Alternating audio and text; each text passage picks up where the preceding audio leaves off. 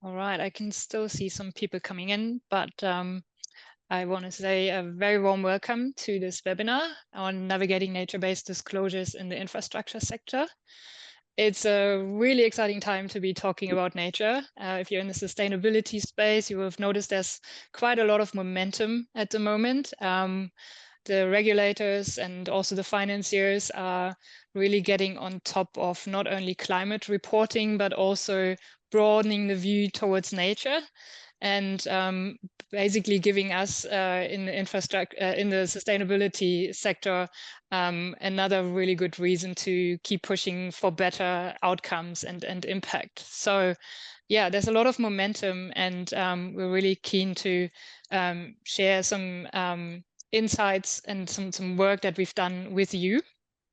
I'll show you the plan for what we're going to do. Yeah. So first of all, we're really happy to have Ross Eaton from Oliver Wyman join us today. A little while ago, Ross and his team have really helped us to get our heads around the ESG requirements, particularly TNFD, and also the implications for the infrastructure sector.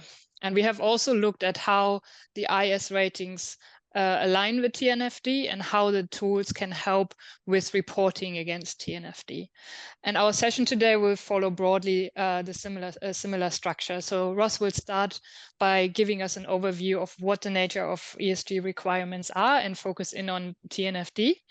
I'll then speak about the implications for the sector, and then Carrie, our IS technical director, will talk about the general alignment between IS ratings and TNFD.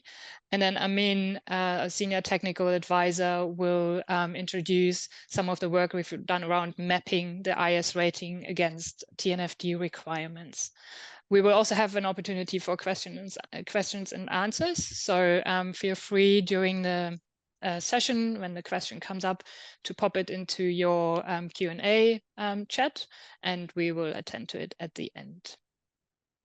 Okay. Before we kick off, we would like to acknowledge the traditional custodians of the lands on which we meet today, and we acknowledge their deep connection to land, water, and culture, and pay our respects to their elders, past, present, and emerging. And also tēnā koutou katoa to our attendees in New Zealand. And with that, pleased to hand over to Ross. Thanks, Monique, and hi, everyone. Very pleased to be here.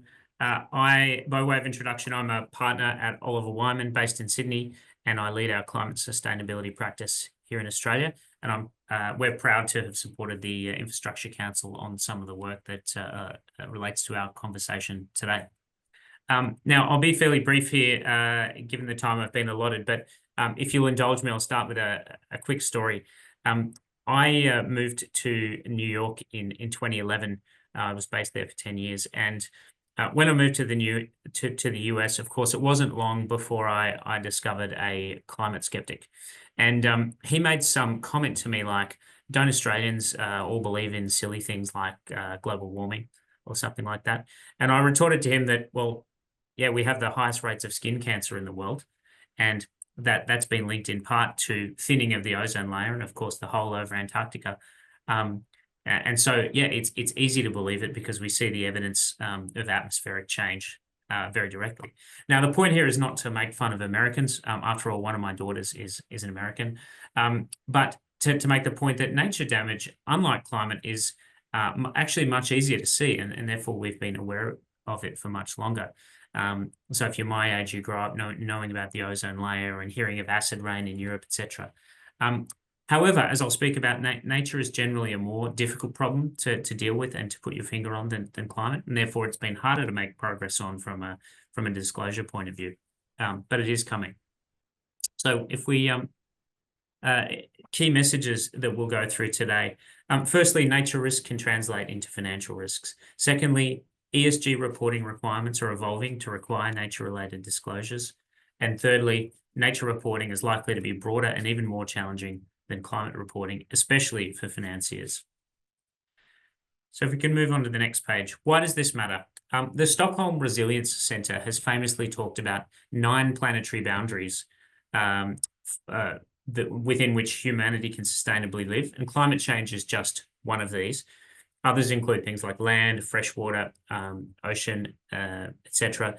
Now, 6 of these planetary boundaries exceed what are believed to be sustainable levels, and of those, climate is only the 4th worst.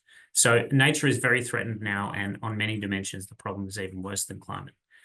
Now, in terms of how that affects financial stability and the global economy, since the global economy is ultimately reliant on nature, this poses a significant risk. In Australia, 50% of GDP and roughly 80% of exports are believed to be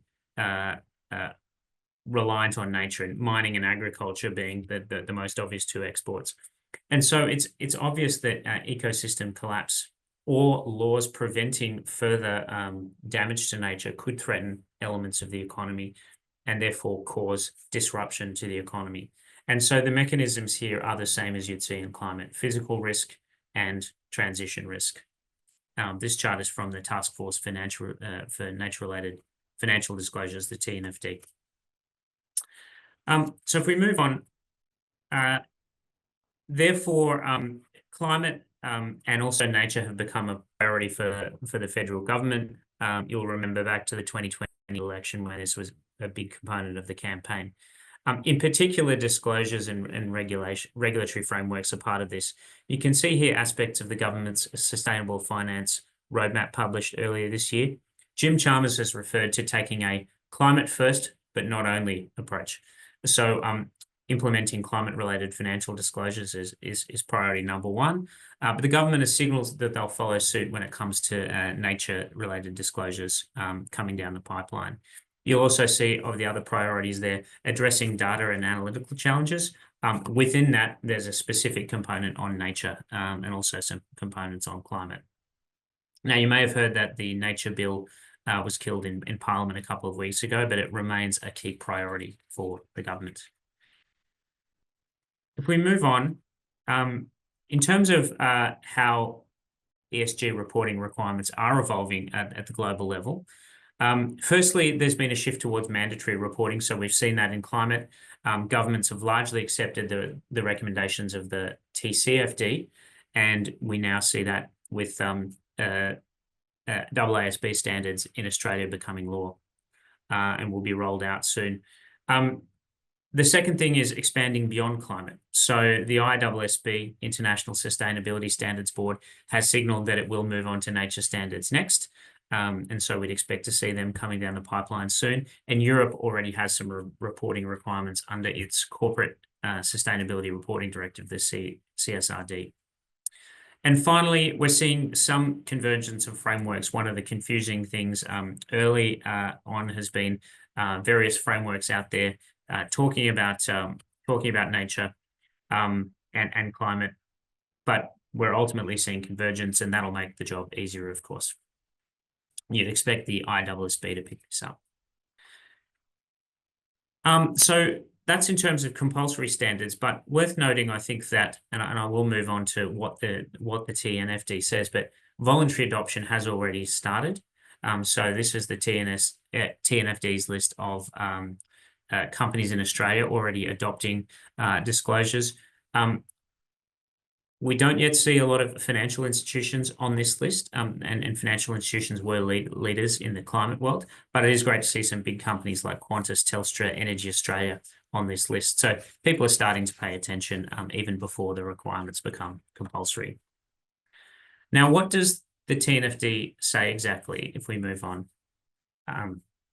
There are 4 key pillars within the TNFD framework that look very similar to the 4 pillars of the TCFD framework, those being governance, strategy, risk and impact management, and metrics and targets. And then there are 14 sub-items. Importantly, there's the bolded term here: nature-related dependencies, impacts, risks, and opportunities. A couple of key things to call out here. The dependency one is quite unique to nature, and it recognizes, as I mentioned earlier, that some companies and therefore the economy are directly reliant on nature, and therefore can be more directly threatened by nature degradation than climate change, which is more of a global problem. Secondly, on risks and impacts, in TCFD, this is risk management. Here it's risk and impact management. The so-called double materiality that companies need to understand here refers to both risks to the company from the transition and physical risk, but also the impact that the company has on nature, which is a real focus of some of the disclosures. Double clicking on impact a bit, if we move on. The TNFD elaborates on these impacts and impact pathways, and there are specific definitions on the right of impact drivers, i.e. things that you need that affect nature, and then impact pathways, how obtaining those things can damage nature. The text on the left hand is a bit small, I appreciate. But you'll see here that climate in the blue is just one of the 5 dimensions. Nature includes climate, of course, but it's much more than that. So that automatically means it's more complex to report on. Secondly, it's worth noting that what's good for nature is generally good, or at least neutral for climate. So you think of things like forest regeneration or mangroves, etc. But the other way around is not necessarily true. So things like windmills and transition lines or mining for transition minerals are good for the climate transition, but do have some adverse environmental impacts that would need to be carefully considered. So this makes it doubly complex. For some examples of metrics, and we will be sending this out later, there are some examples shown here. You'll see it's much more varied, of course, than just looking at CO2 equivalent, and therein lies the complexity of reporting on nature. Another thing that is a distinction between nature and climate is the significance of place-based reporting or location. You can see a number of paragraphs here highlighted here from the TNFD. This is very unlike climate. Location really matters. So regenerating forest over here might be good, and obviously absorbs carbon, but it might be really critical in a separate area because of the impact on biodiversity and threatened species and the need for those species to regenerate. And so you've got to consider the impact in the context of the local environment for much of the nature-related metrics. So you have here both a need to focus on impacts, multiple dimensions to look at in terms of aspects of nature, and the need for location specificity that all make this significantly more complicated than the climate problem. Finally, what are financial institutions doing about this? We ran a survey, we as Oliver Wyman ran a survey of financial services firms on nature earlier this year. The first pleasing thing was that when we tried this in 2023, it was difficult to get traction outside of Europe. I think we had only 1 participant in Australia. This year, firms were jumping at the chance, and I think we had 7 and 50 major financial institutions across the world in this survey. And a number of themes came out here. Firstly, the majority of institutions surveyed have conducted some kind of nature materiality assessment, and institutions are doubling down on all things nature. So that's great. There is some investment going into it. People are taking it more seriously. However, risk quantification remains a bottleneck and a major challenge. And data availability is the most commonly cited challenge that has stood in the way of risk quantification, perhaps unsurprisingly. Now, in the case of infrastructure investors, but also more broadly, some specific challenges cited include things like poor data availability in customers' disclosures. So the data is just not there, or the quality is not good. The available data is typically only at the company level and not at the asset level. And because of the requirement for location specificity, that is a major problem. And finally, there's a lack of methodological consistency. And therefore, it's more difficult to use the customer data safely. It increases the risk of using it because you might inadvertently misinterpret it. and can lead to greenwashing accusations or risk or accusations of false and misleading claims, etc. So it remains a major challenge, especially for financial institutions who have to rely on data from their own customers. And with that, it's probably a good time to hand over to Monique and the IS team to tell you about how the IC ratings can help. Monique? Thanks so much, Ross. Really appreciate that. Yeah, so moving on to what exactly does that mean for the infrastructure sector? So the TNFD recommendations are designed for organizations of all geographies and sizes, so including small and medium organizations, and across all sectors and along the value chain. So in other words, it does definitely include the infrastructure sector. We think that there are around 5 key areas in which adopting the TNFD will impact the infrastructure sector. The first being risk assessment and management. So if we're looking at biodiversity impact, given their nature, infrastructure projects often lead to changes in land use, and they can affect biodiversity. And under the TNFD, companies will need to assess and disclose how their operations impact ecosystems and species. So again, this goes back to the very place-based nature of the TNFD requirements. Then resource dependency. So infrastructure development and operation often depends on natural resources like water, minerals, and timber. And the TNFD encourages companies to assess how changes in the availability of these resources could affect their projects. And then regulatory risks. As governments are introducing stricter regulations to protect natural environments, infrastructure companies could face increased compliance costs and project delays. And when reporting against TNFD requirements, the disclosures will need to reflect those risks and how they are managed. The second point then is about financial reporting and disclosure. Incorporating nature-related risks. So companies in the infrastructure sector will need to include nature-related risks in their financial disclosures. So that will potentially affect their asset valuations, especially when projects are heavily dependent on natural resources and the ecosystem services in their locations, especially when it's sensitive environments. And then also investor expectations. So investors are increasingly looking for companies to disclose how they are managing those environmental risks. And TNFD aligned reporting can become a key factor in investment decisions. And that has potential implications for access to capital or for capital cost. The third point is strategic planning and project design. Most of you be very familiar with that already, but the TNFD requirements will create an increased transparency, and that will likely drive the infrastructure sector to adopt more sustainable practice, such as using better design, sustainable construction methods and materials, and reducing water and energy consumption and protecting natural habitats. The second point is long-term resilience. So infrastructure projects are often long-term investments.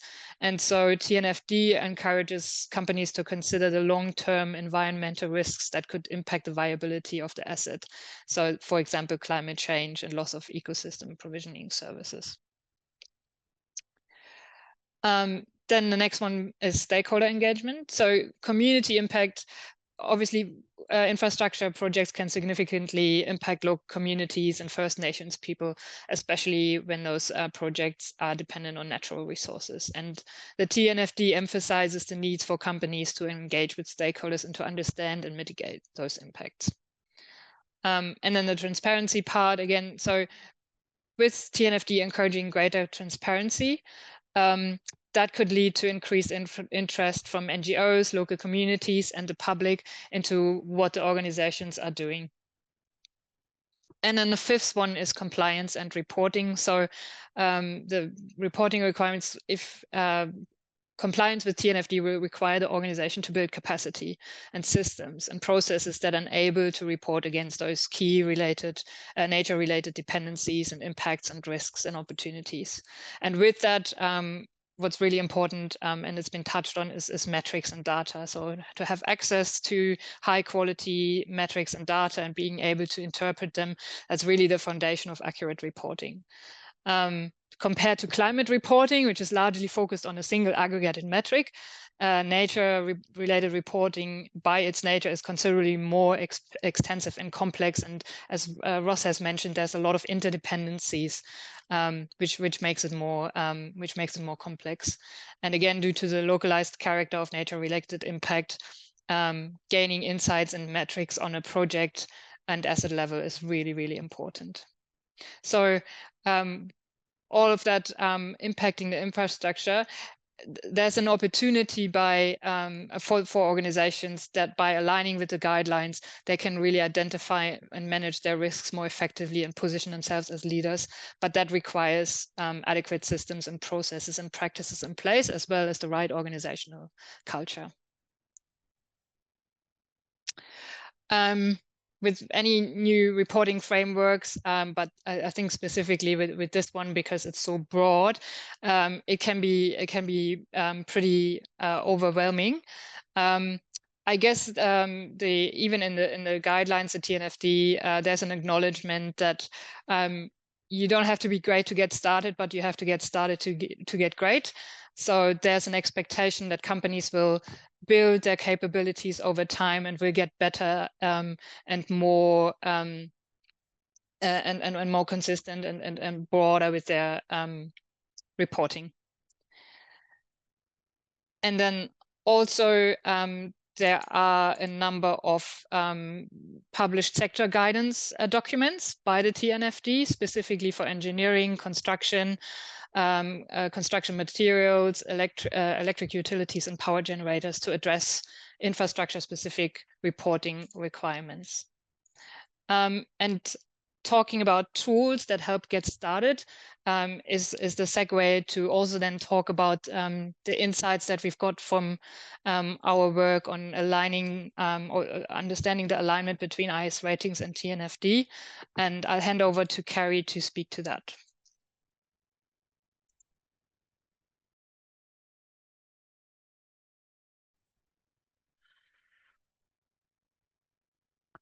Thanks, Monique.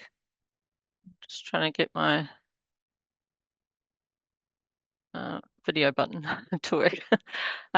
Thanks so much, and great to be here and to be joining Ross, Monique, and Armin in sharing this important work and sharing with you, particularly today, the alignment note that the ISC has developed to demonstrate the link between the work that gets done at the project and asset level under an IS rating and the disclosures that are recommended under the TNFD.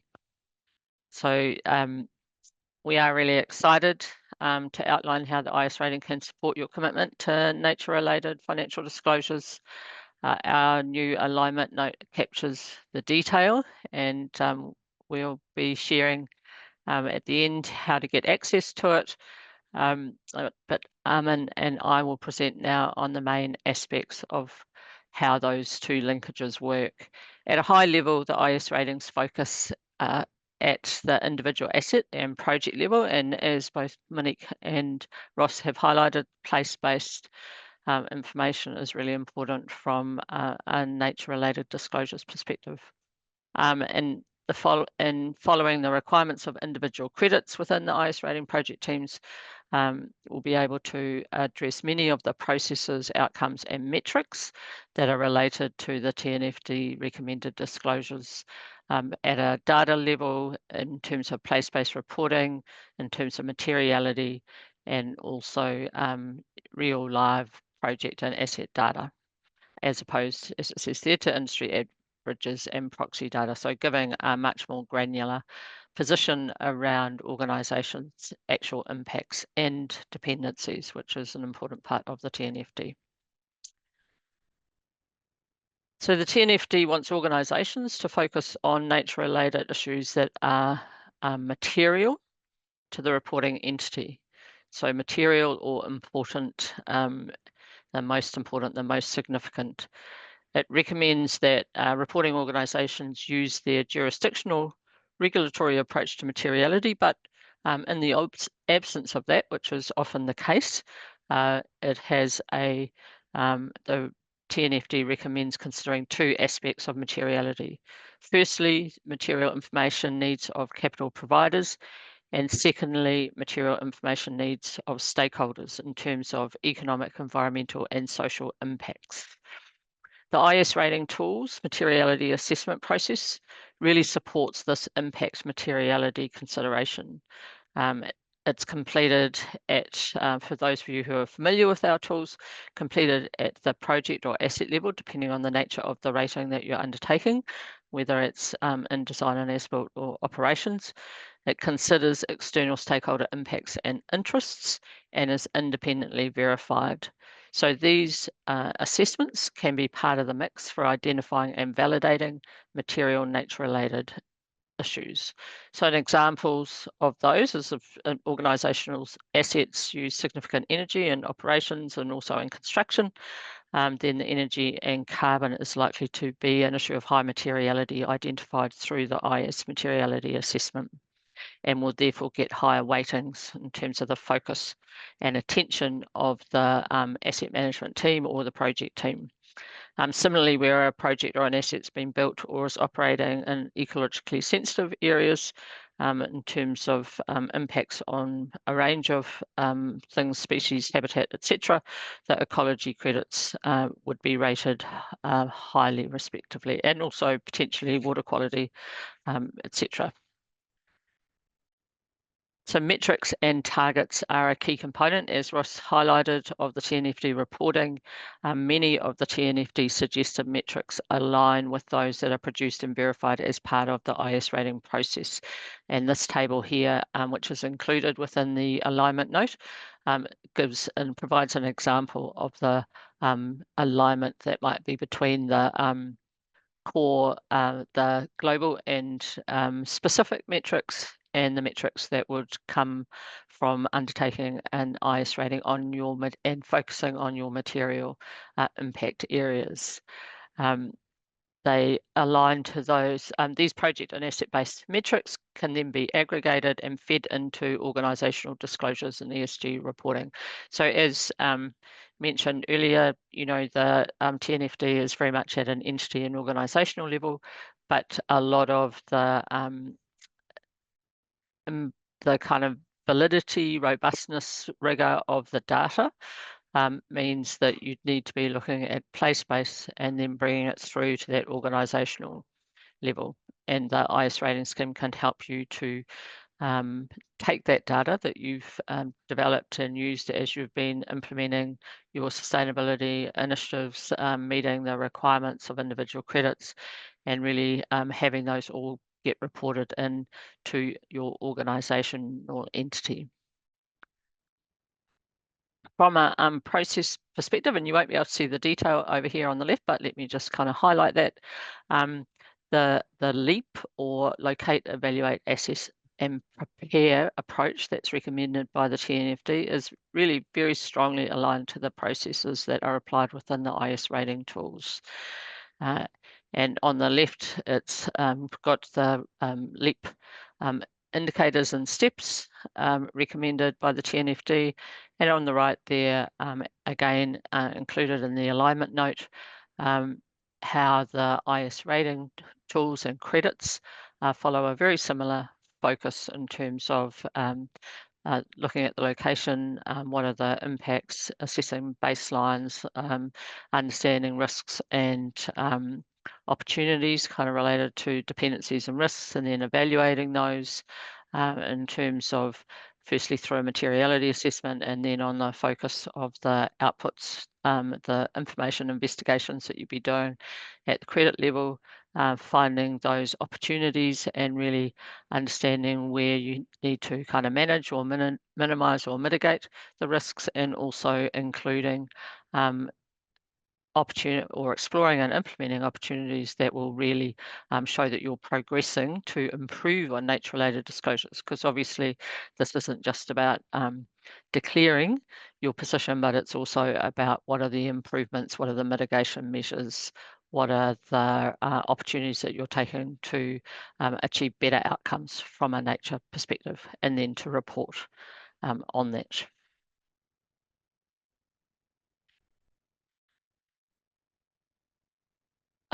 Yeah, so one of the things that maybe just going back to that last slide, sorry, the use of the scheme helps you to improve outcomes, as I've said, but also the IS tools on their own, the use of those tools provide both a mitigation measure and also a continuous improvement process that can be declared and reported on within your nature-related disclosures. Finally, as Ross emphasised at the start of the session, we can move on now, thanks.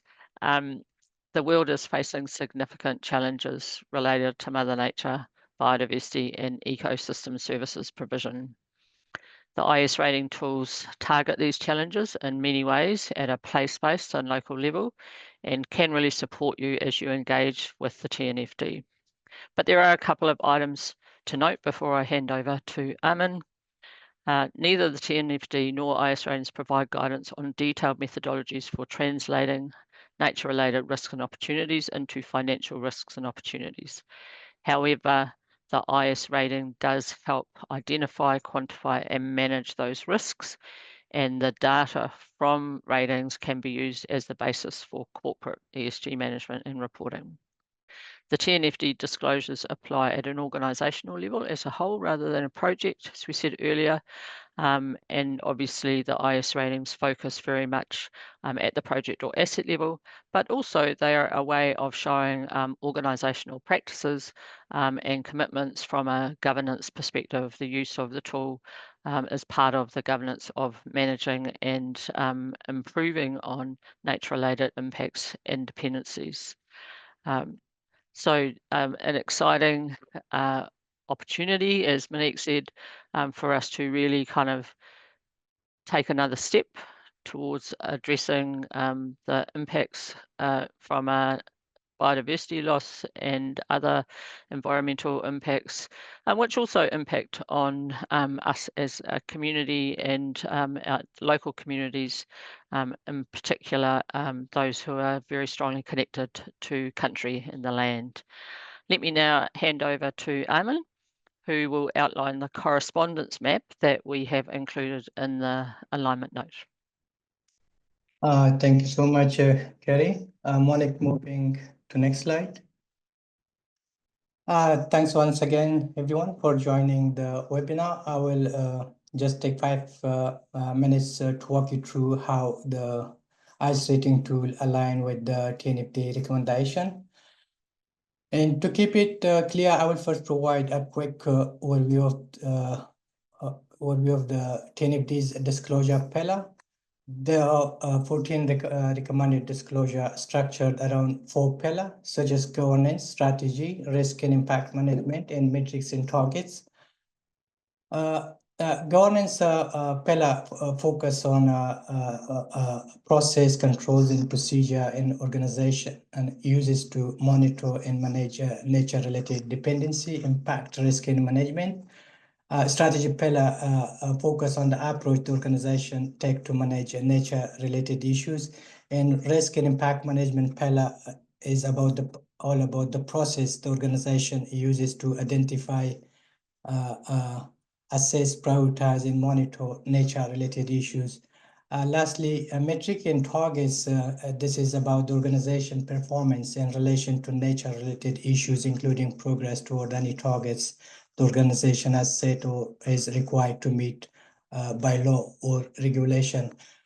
So we have mapped IS rating tool alignment against each of the TNFD disclosure recommendation. I show an example of TNFD governance disclosure alignment with IS rating tool. This slide shows the IS rating tool alignment with TNFD's governance recommendation, focusing on 3 key areas: integration of sustainability or nature, risk management and oversight, and stakeholder engagement. First, let me talk about integration. DICE tool ensures sustainability is embedded into governance. For example, the LE1 credit focus on integrating sustainability into decision-making. This aligns with the TNFD's emphasis on embedding nature-related consideration into strategic decisions. Next is risk management and oversight. DICE rating tool include credit like LE2 and RIS1, and also some other credit which require project to assess risks such as supply chain vulnerability and climate risk and natural hazard. This align with TNFD's call for comprehensive oversight of nature-related risk, including biodiversity and ecosystem dependencies. Finally, stakeholder engagement. DICE rating tool emphasize engaging with local communities, indigenous people, and also affected stakeholder through credit like ST1. This ensure that diverse perspective are integrated into governance. This supporting TNFD's call for inclusive decision-making.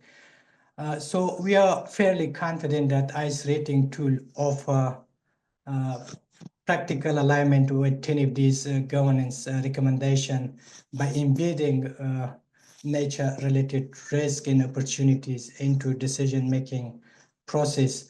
ICE rating tool also foster inclusivity and resilience, ensuring that sustainability is seamlessly integrated into every level of project governance structure.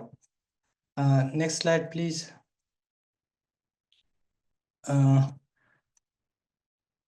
To wrap up, if you'd like to see the details of the ICE rating tool alignment with the TNFD framework, we have kind of made it easy for you. You can just scan the QR code on the slide to access the ICE rating alignment note.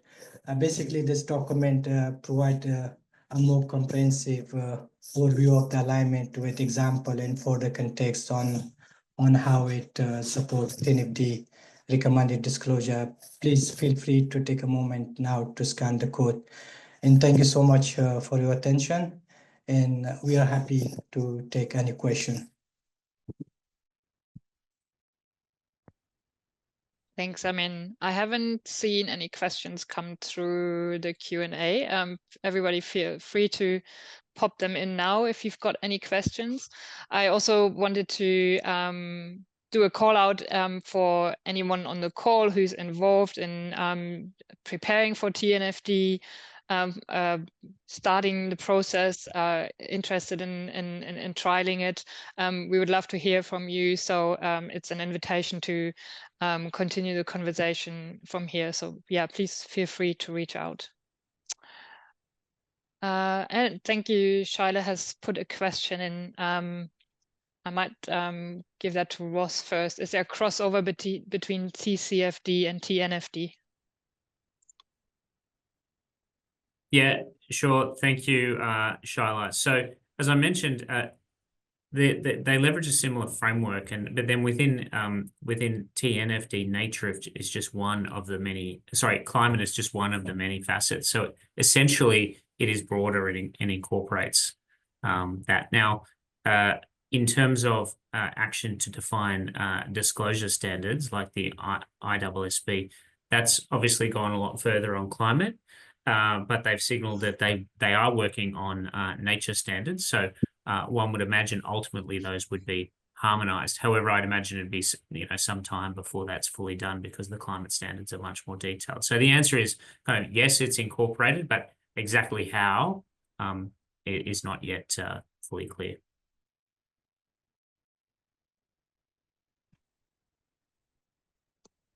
Okay. No other questions as yet. I'll give a few more moments to allow people to put their questions in. Ross, I guess this is a related topic that comes up when people start thinking about TNFD, is this I guess the alignment on how to report and having consistent data sets as a bit of a challenge. Where do you think this will go? Yeah, it's a challenging space. So firstly, in terms of harmonization of standards, the ISSB has specifically said it is working on harmonizing, including for nature. So it will essentially take the best of breed, but likely as it did with climate, leverage the TNFD structure very heavily. And in many jurisdictions, the TCFD has been, via the ISSB, been adopted fairly directly. You do have geographies like the US that always seem to want to go in their own direction, but you would imagine you would see that over time in terms of the actual standards. Now, of course, the standards don't tell you how to do everything. So beneath that, you typically have accounting-like principles developing on what are considered norms, and we're still seeing that pan out for climate, and one would imagine that would also take a while for nature, but over time you'll get preferred metrics and ways of disclosures coming through, and some of them might become compulsory and some of them might just become norms. As for data, we've seen in the last few years massive investment from many data providers, including big names like Bloomberg and Standard & Poor's to try and create solutions in the space. And none of them are perfect and give you everything, but they've evolved tremendously in just a few years. So again, one would imagine the same kind of thing with nature. But worth noting, there won't be a magical solution that gives you all of your nature reporting data needs. It's almost certain that you'll need a range of different data providers. The IS ratings provide a lot of that in the context of rated infrastructure investments. You'll likely need many point solutions for different pieces of the problem, given the different nuances there. So yeah, we'll see how it plays out. One would imagine some harmonization, but equally still quite a distributed data landscape. So remains to be seen. Thank you. We've had a request to please bring the QR slide back on, just if people have missed it. Let's do that for a moment. And we have a few more questions. Let's start with Emma. What would be some advice for smaller organizations wanting to do voluntary disclosures? I'll leave it to anyone who wants to jump in. I wonder, Monique, your piece that you addressed around the getting started piece, Yes. and then also very much that the TNFD is not, it's a voluntary at the moment, the opportunity to be an adopter. As we saw the slide that Ross put up there, a number of organisations in Australia. I think there's, when I looked earlier this week, there was just one organisation in New Zealand that had also signed up to be an adopter, and it is really about kind of getting started in that process, and certainly Monique can probably talk to it better than I, but in terms of the IS rate, essentials tool, if you're a small organisation that or you have small infrastructure projects, then that's an opportunity to assist. And then also, if you're a supplier, it's really kind of looking at what identifying the material impact. So that's the other, real emphasis in this area. It's not that you have to report on all of the metrics that are there, or all of the identified kind of risks and impact areas, because it's really identifying as a small organisation what your absolutely material kind of impacts and dependencies are from a nature perspective. Yeah, focus on the most important things first and then grow from there. Anyone wants to add anything? Yeah, just if the small organization impact is material, but at least they can start disclosing their impact, risk, and opportunities through the data they have available, than waiting to get all the data then to report. Yeah. Yeah, good point. A question from Nicole. It is not quite clear how the measurement of risks as how to measure the risk as in metrics. Could you elaborate on this topic? That's a good one. Carrie, any thoughts? I think in my going through similar to, and Ross might be able to comment on this as well, similar to the TCFD, it's really about identifying those risks and then what are the metrics attached to those. So if you have, for example, a high risk area around greenhouse gas emissions associated with your organisation, then are you tracking those your impacts from a greenhouse gas perspective? Do you have in place a plan to reduce?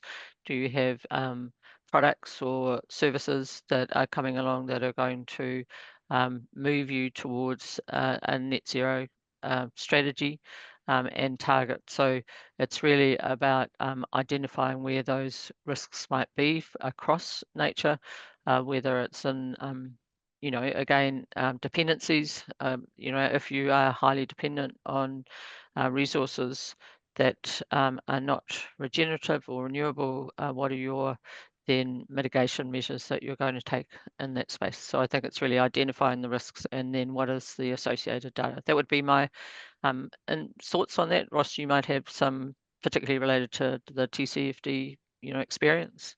Yeah, as I alluded to earlier, it's highly challenging to do. There's risk assessment in a qualitative way, and then there's actually quantifying some of those risks. And that second step is tremendously difficult. And in our in that survey I alluded to, we saw that only 20% of institutions so far had quantified some of the risks. I mean, in general, the way that's been done is through there are metrics such as exposure metrics, concentration, etc. But to really measure the impact on investments or be they equity investments or loans, typically you've got to do some scenario analysis and do a look through to were certain scenarios to play out. Those could be physical risk or transition risk type scenarios. How would that impact the cash flows of the underlying investment, and therefore how would it impact you as a financier? So it's pretty involved, and it's difficult to do on mass, and therefore institutions are focused on their very large exposures, as well as exposures that have a high real estate footing where there's a lot of physical damage risk as well. So I suppose the answer is it's highly challenging, and when you consider with nature the fact that the scenarios are much broader than they could be for climate, it's highly challenging. So I'd say institutions are really only scratching the surface of that. I think one element that probably comes in as well is benchmarking. So even if you only have the data and don't interpret them, you can probably compare your exposure to certain impact drivers compared with other organizations in your sector, and then compare how much exposure, how much your organization is exposed, for example, on climate risk compared to others, and then see if there's any if that has any financial implications, but also opportunities to reduce that risk. Okay. Have you done any case studies on applying ISC to TNFD?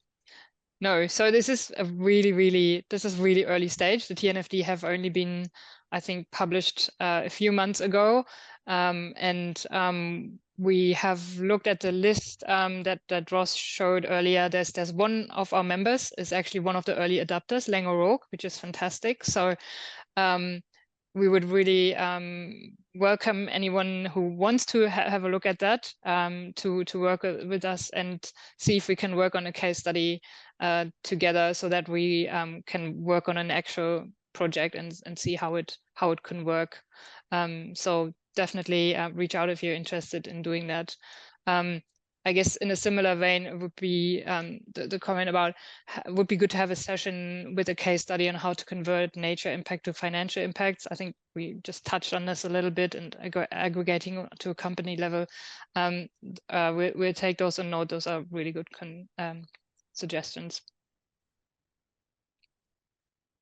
We've got a question from Clinton. How will the impacts of the globalized supply chains on far removed nature interface and communities be captured and consistently reported for ANZ infrastructure projects? Will there be a need to have an aggregated, agreed approach to this?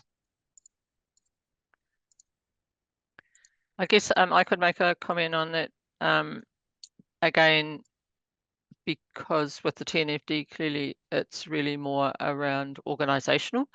So, but at the on the project level, there is under the sustainable procurement credits really an assessment that would need to be done around risks and opportunities related to supply chain, and that will kind of highlight those if they're material and significant. At one project, it may be that they are across your project. So if there's particular products or that are required in the infrastructure area, maybe we know in the renewables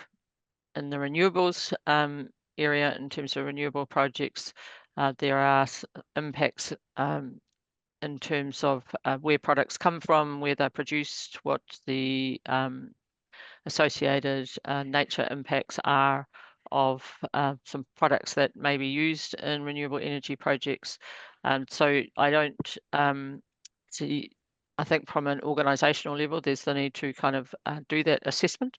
And as these are shared and across, whether it's across sectors, just in the same way that we have over time. I recall I worked on the first infrastructure project in New Zealand to undertake a carbon, and that was before the Greenhouse Gas Protocol was published. And so we were kind of making it up from first principles and developing our own. And over time, we've seen that there's kind of a much more common processes that are being used. And I would believe that we will see that in the nature-based space as well. And also, Monique, I think there's a real opportunity, and Ross, you might comment on this, to learn from where nature-related disclosure requirements are maybe advanced in other parts of the world, that we're able to learn from processes and approaches that are developed there as well. And yes, obviously the harmonisation of approach is really important, but we're probably at a point where we're developing those and sharing those, and that will develop and we'll see more harmonisation over time. So certainly Europe is leading in terms of requirements for disclosure and also therefore of the level of disclosures. So there are a lot of challenges and lessons being learned there that will no doubt feed in as bodies like the ISSB consider broader reporting requirements that will be rolled out globally. So I suppose that's an advantage for other regions to be able to learn from Europe. Right. Question from Paul: with C-suites often tying together lower carbon equals cost efficiencies, can you give any hints on messaging organizational value or benefits of TNFD to the C-suite? Perhaps I'll take the first stab. It's a good question. Look, broadly, there's a few things, and putting aside just disclosure, there's also the actual identification of risks and impacts, etc. A few things. I mean, there's opportunities. The World Economic Forum has estimated that there's $10 trillion of nature-related opportunities, and a big category of that is within infrastructure and the built environment. There is reputational risk management. I mean, that's a key risk in the disclosures of that's driving a lot of action today with climate. We'll see the same thing with nature. Of course, there's investors, but also the broader public and staff also want to see their employers doing the right thing. There is managing actual risks, which look very different depending on the type of company you are, and but you know, getting on top of the risks obviously allows you to do that. And if you're a financier, then looking into the risks of your customers, which can ultimately transpire into financial risks for you. And then finally, there will be some, you know, economic incentives at times if you look at things like the European carbon border adjustment or the safeguard mechanism here, which, you know, directly apply a tax for emissions. That the whole idea of that is to tilt the economics in favor of reducing emissions, and one could imagine nature-related versions of that coming in. So a whole range of reasons which are still evolving. And I think I would just add to that that it is about being I guess at the C-suite and also at the board level, you know, really understanding those future potential risks and opportunities for an organization and getting a handle on what your current position and baseline is. Where are those exposures? Where are those vulnerabilities within your organization? Particularly, I think in TNFD, we often think about the impacts in environmental areas. We often think about the impacts and how do we mitigate impacts of our activities and operations, particularly in the infrastructure space. But very clearly in that dependency space is also a really critical element that I think we probably put less focus on, really understanding what are the dependencies, both from a resources point of view, but also ecosystem services provision in terms of delivering the core activities of the businesses that we're involved with. And it's a little, again, you know, if we kind of lean into our experiences with carbon, reporting and accounting, and really understand until we start to measure, until we start to get a handle on what some of those impacts and, as Ross says, opportunities might be, then we really don't know what our position is.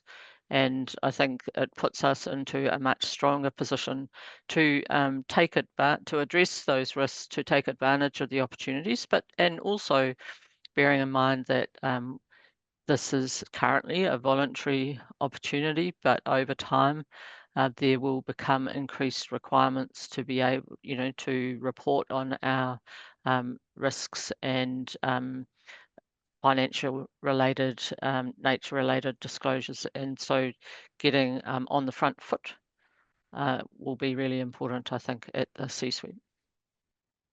Yeah, great point about the possibility of it becoming mandatory, in which case there isn't really any question about whether it has to be done. Interesting question from Hannah. As a consultant, what opportunities of work would you expect to come from this? I don't know if this is asking for consulting advice to other consulting firms. But look, this is going to be hard and difficult and require a lot of change, which always requires some external help. So I'd say they're pretty vast.